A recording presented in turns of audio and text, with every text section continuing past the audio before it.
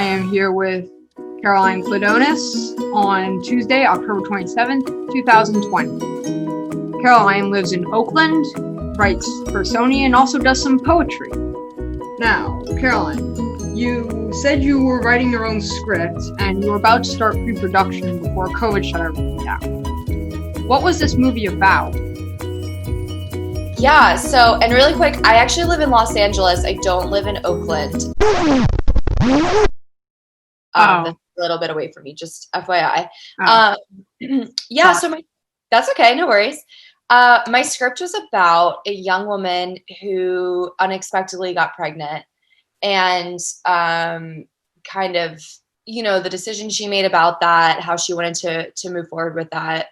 And it was a short film, so it was only about, I want to say it's like 15 pages. For context, typical movie scripts are around 100 pages long. 15 pages, I think. So a little bit of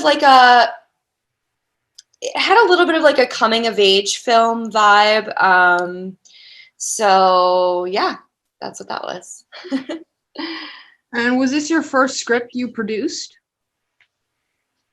Yeah, it was going to be. I've done some spoken word poetry short films that I co-produced with someone and also starred in. But this was my first actual short film, and I've never done a feature length, like a full length film or anything like that. So aside from like some poetry videos I've done, yes, this was going to be my first one. And when was this planned to be released before COVID killed everything? Well, we hadn't settled on a release date yet. A lot of times what you do with things like short films is you film them, complete them, and then submit them to festivals. There's a lot of short film festivals and kind of see how they do. And a lot of these festivals, they'll give awards to like the best ones. There will be screenings. A lot of times you can go to the festivals and like see all the short films that were either submitted or that were like nominated for awards and things like that. So like usually it's called putting them out on a festival circuit. And it just helps to get eyes on them and maybe like build some excitement and press around your film. So that probably would have been our next step. So we didn't have like a solid release date or anything like that. All right. And could you talk to us about what the process is for writing a script like this? Sure. So I would say that whenever I'm writing in a new genre, and this was new for me, I have to just be really gentle with myself and give myself permission to write poorly and just be like, it's okay if it's really bad, just write. Just get it out there, because it can be a block when I'm writing in a new genre to be like, oh, I'm not any good at this. I don't know how to do it. And then you just don't do anything. So I kind of went with that. I mean, for this one in particular, someone approached me because they had wanted to do a film that had this kind of content that was sort of about this.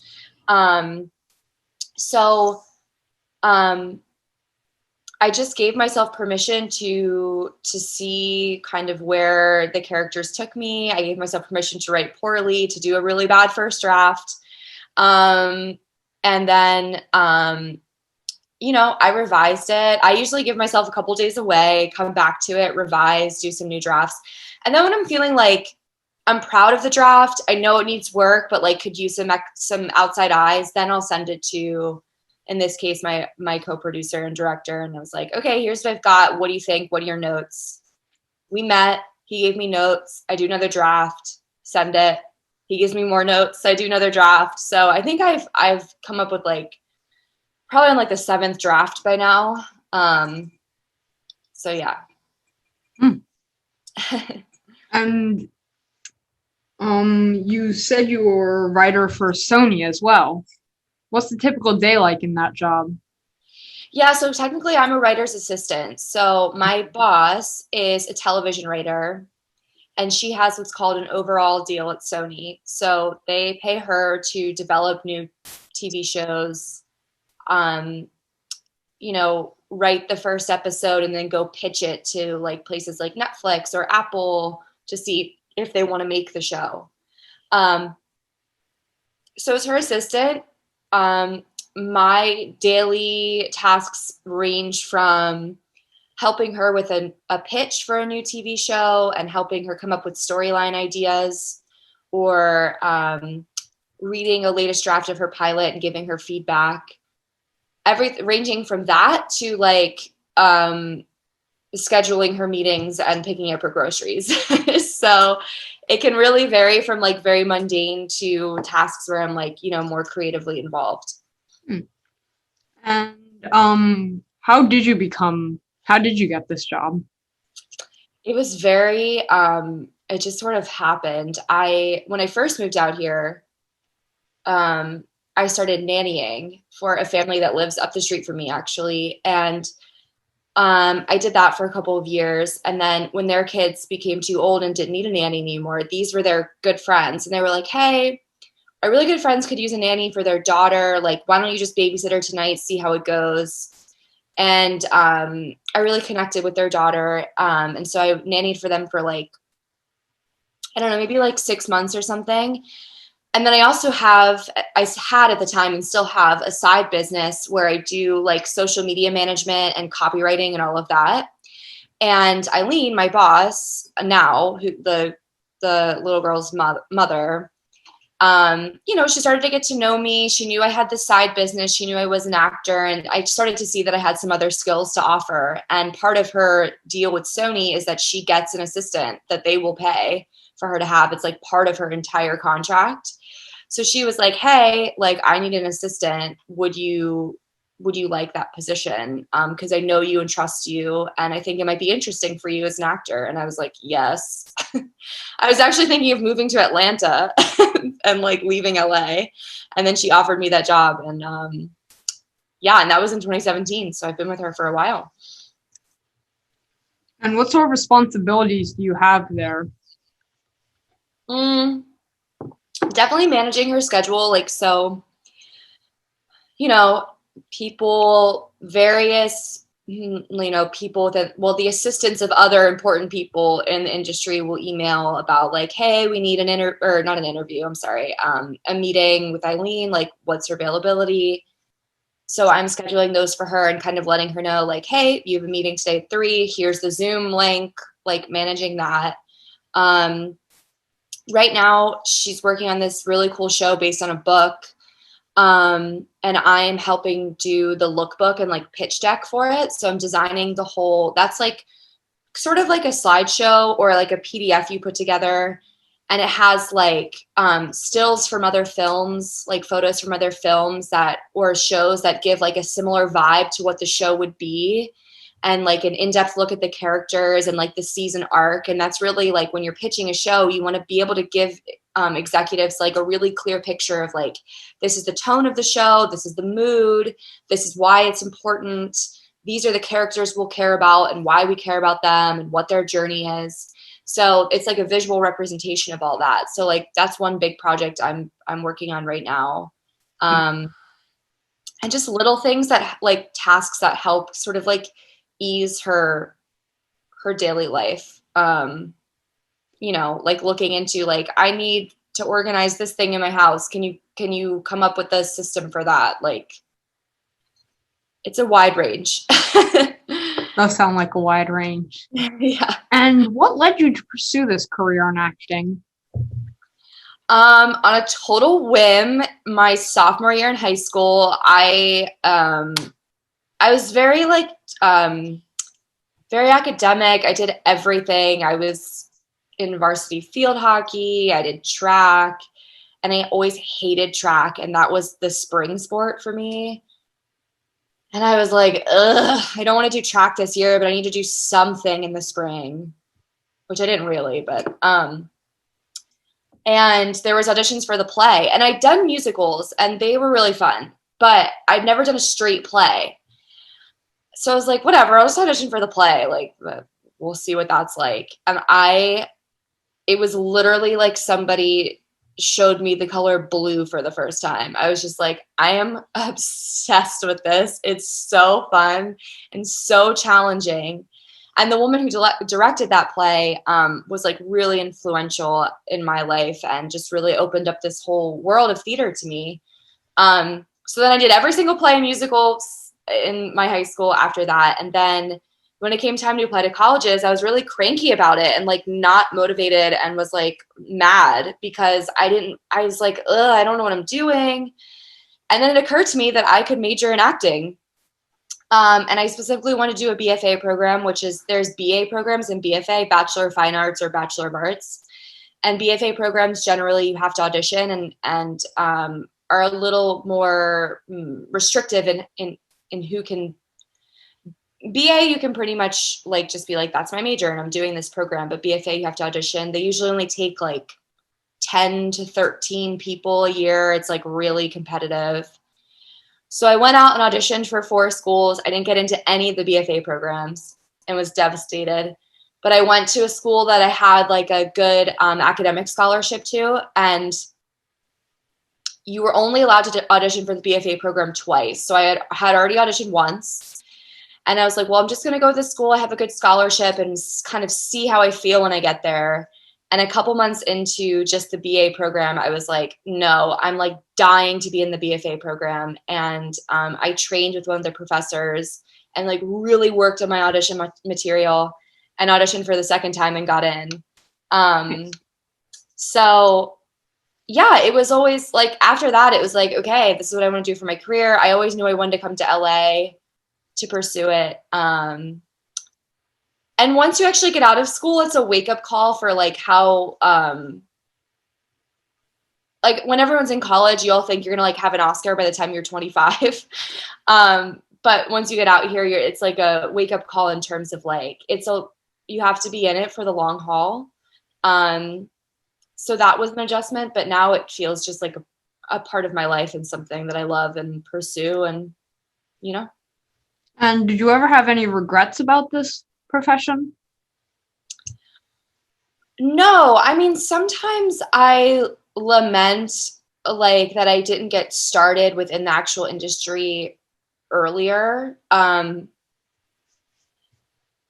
Like just because those first couple years out here is such an adjustment. So sometimes I'm like, oh, if I hadn't gone to college and just moved out here and just took classes and like got started. But I went to a really great liberal arts school and it was so much, it allowed me to really it just opened up my worldview being from a very small town. And I think it was essential to like understanding who I am, not only as an artist, but as a person. So every once in a while I'm like, oh, it would have been great if I had if I'd started earlier, but ultimately I trust my path. And I really think that I needed those 4 years. So no. How would you go about auditioning for a role in a movie or a show? So when you first get out here, you and not just when you first get out here, but still, but like you create profiles on things on these sites called Actors Access and LA Casting are the 2 big ones. And that's where you'll upload like your resume with your acting credits, your demo reel, which is clips of like any acting on film you've done, and your headshots. And then usually once you first get here, you're a non-union actor, which means you're not in the film union, which is SAG. So there's plenty of non-union work. However, it does limit what you can go out for. So as a non-union actor with no agent who's just like out here submitting to things on my own, I don't have access to things like, auditioning for, whatever show you might be watching or like the big films that you're seeing. Those auditions like down the line, like now, so I did that for a couple years. So you just kind of like grind it out. You're submitting to projects on Actors Access. You go, you audition, you book a short film here and there or student films from the film schools out here. I did a lot of theater. That's another thing you can do. And you're just kind of finding work on your own. Then, now I'm a SAG actor, and then you start to like submit to agents and be like, so you've built your resume a little bit. Like, you're like, hey, will you represent me? You usually have a commercial agent, a TV and film agent, maybe a theater agent, but that's less common. And then once you have an agent, they're the ones seeing the breakdowns for like, hi, we're casting this next episode of NCIS and we need like, here's the breakdown. They submit you on, they work on behalf of you to submit you for these jobs.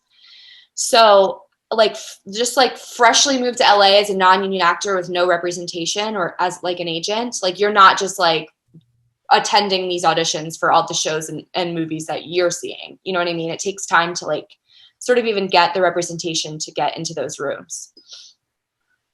And what was the first acting role you ever had fresh out of college, when you were out of college?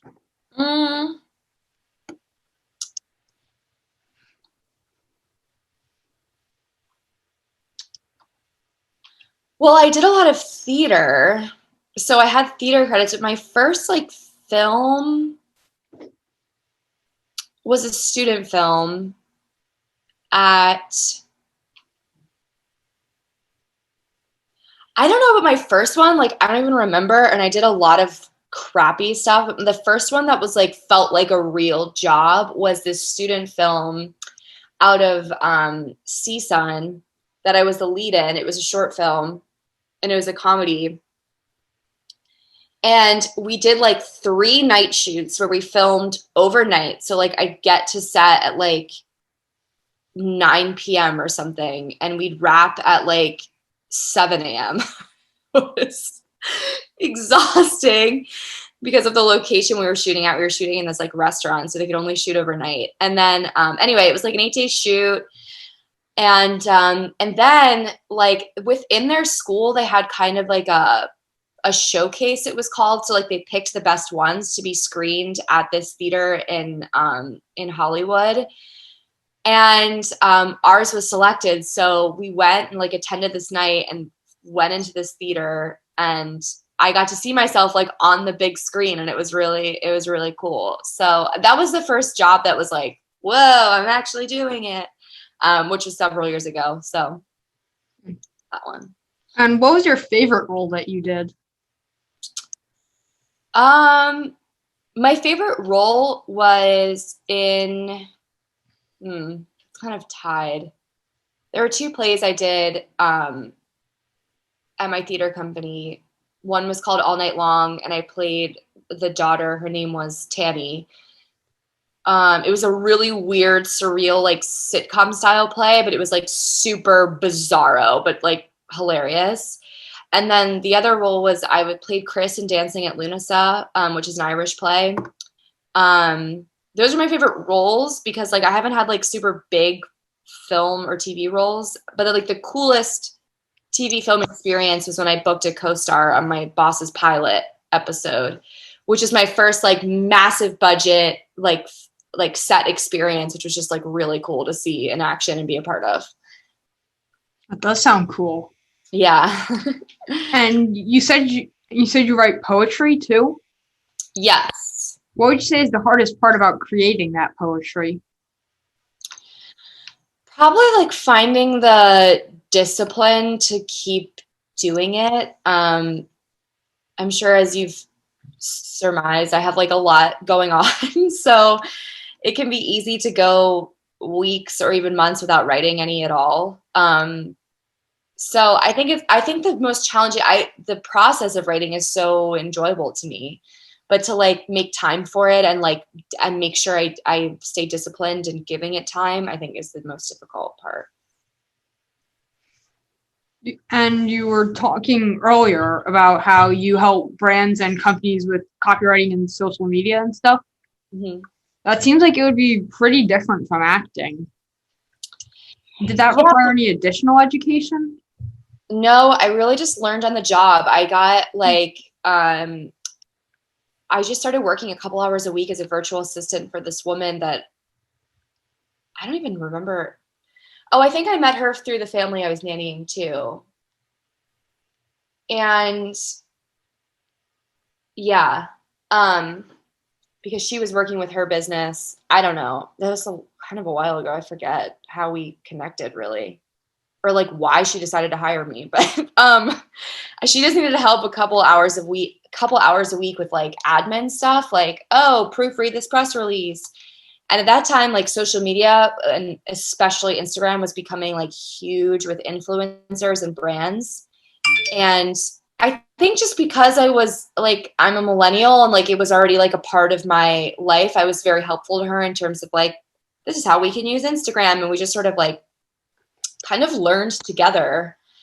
And I really just learned on the job from her. She has a communications business and does communication strategy. And it's just like, I've been working with her now for 6 years. And so now I help her actually like strategize with brands. Like, okay, here's how we can leverage your Instagram and these influencer connections with, for your business. And here's some content ideas. So no, I didn't get any extra training. I just learned from experience. And it is different from acting, but at the same time as an actor, like you have to be able to market yourself as well. And knowing your brand as an actor and an entertainer is kind of part of it out here. And that's how I personally use my own Instagram too. So like there is a lot of crossover in terms of like marketing and branding and all of that, which is kind of interesting to me. And in the letter you sent, you mentioned how you signed up for an improv clown course. Yeah. How do you see continuing to learn things like that as important to your career? It's really essential. Like you have to, because the actual opportunities to dig into a juicy role are actually quite rare. I mean, even when I was going out, I don't have a commercial agent right now, but when I did, I was going out for these commercial auditions, but it's 1 or 2 lines and it's like, that's a great pizza. Like it's nothing that's very challenging to me as an actor. Audition technique is a whole separate thing. So that's something to like constantly be, keeping yourself sharp. But I guess what I'm trying to say is the actual like business of being an actor, your opportunity to do like really juicy acting is very rare, maybe once a year, oftentimes less often than that, especially if you're not in theater. So being in class helps you stay sharp in your craft. It helps you get better. And something like improv is like a really foundational sort of thing that just makes you a better actor all around. A lot of times you end up improvising in auditions. It has a lot of like, it's just like super, what's the word I'm looking for? Not impactful, but I don't know. It's very applicable to like all aspects of acting. And then clown is like not this type of clown isn't like, oh, the like children's birthday party clown. It's like this other kind of performance art that's really, really interesting. That I've seen several shows out here and I'm fascinated by. And I've taken improv other places, but this teacher is combining the two. And I love the combination. It's really cool. So yeah, it's important to always stay in class. It keeps you sharp, keeps you growing. Usually if I'm feeling a little nervous or afraid of it, that's how I know I need to take it. So that's how I felt about this one. And do you have any acting tips that you want to share? For like pursuing it or like actually like doing acting, like in a scene? Either one.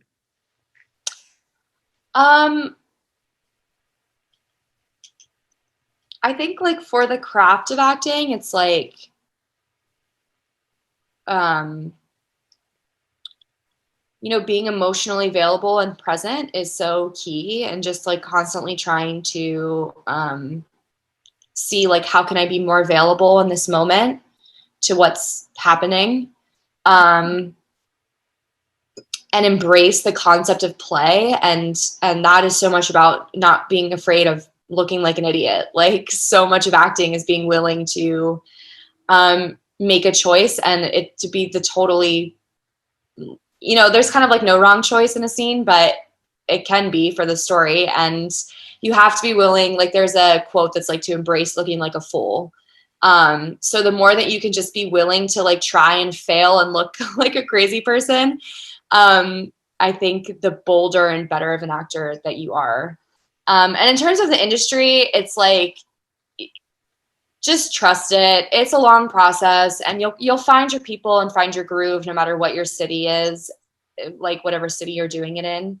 And there's a lot of like dumb competition stuff and things that will make you feel less than, but you have to just like keep that out there and keep going. All right.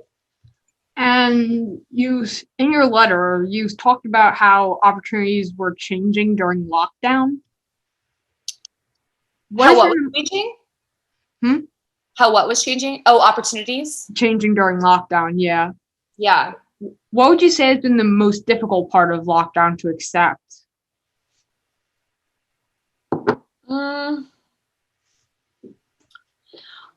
Well, feeling like the industry was on hold because it was a little bit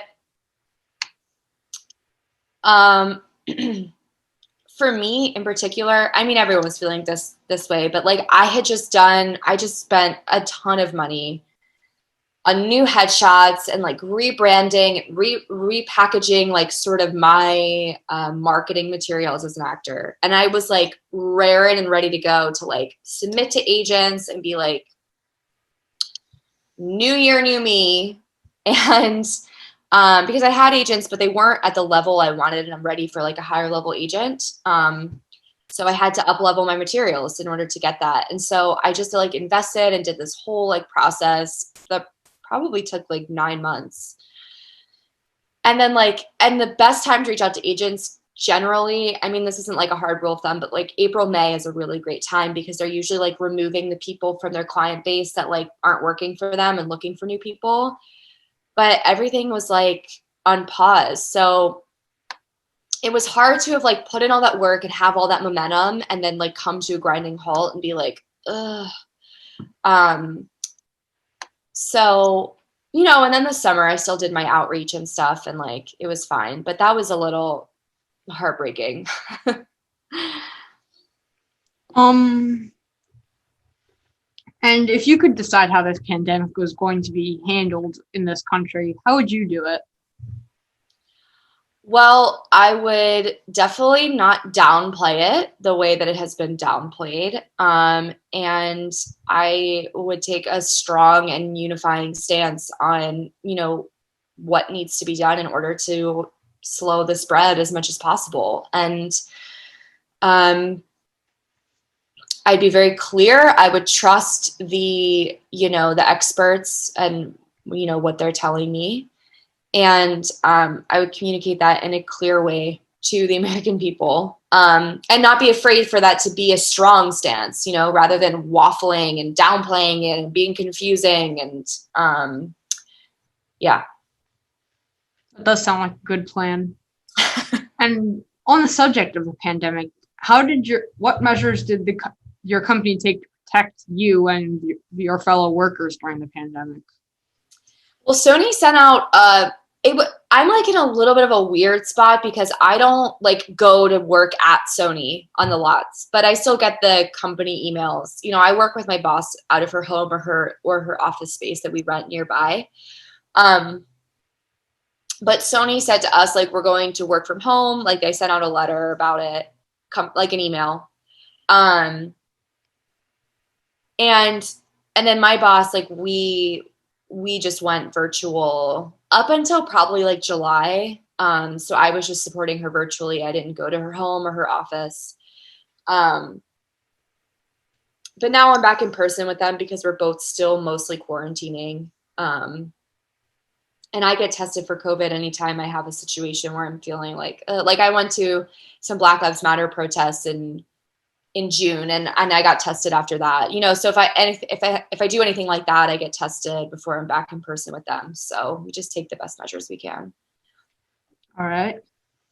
And you said how receiving rejection to the poetry you submit is part of the process you like getting published is sort of a package deal.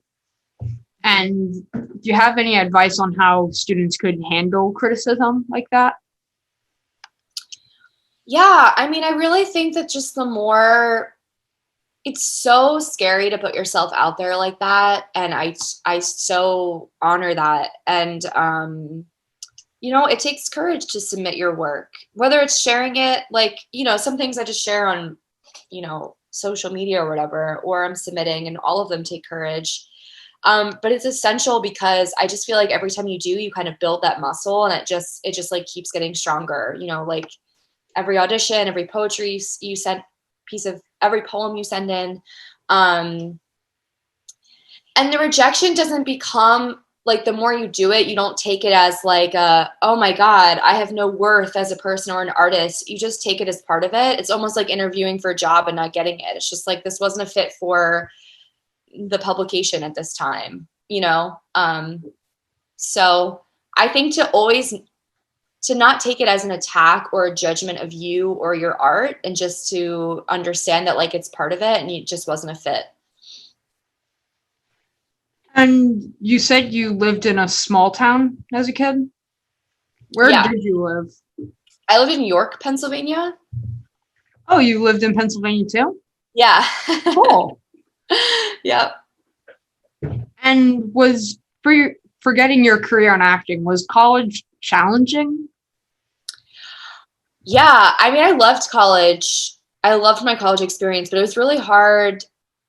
Um, it was really demanding because I was what's called an honors fellow, which was like part of my scholarship. So we had to do this extra, like, there was only 40 of us, and we did this whole thesis like over the 4 years.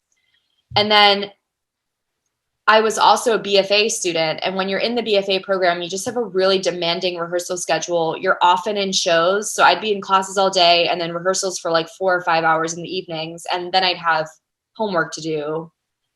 So it was really demanding. I think the only reason I was able to do it is because I had so many like AP credits from high school that transferred over.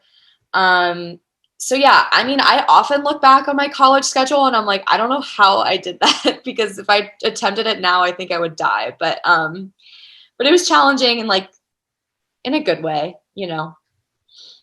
What was your favorite childhood memory? Oh my God.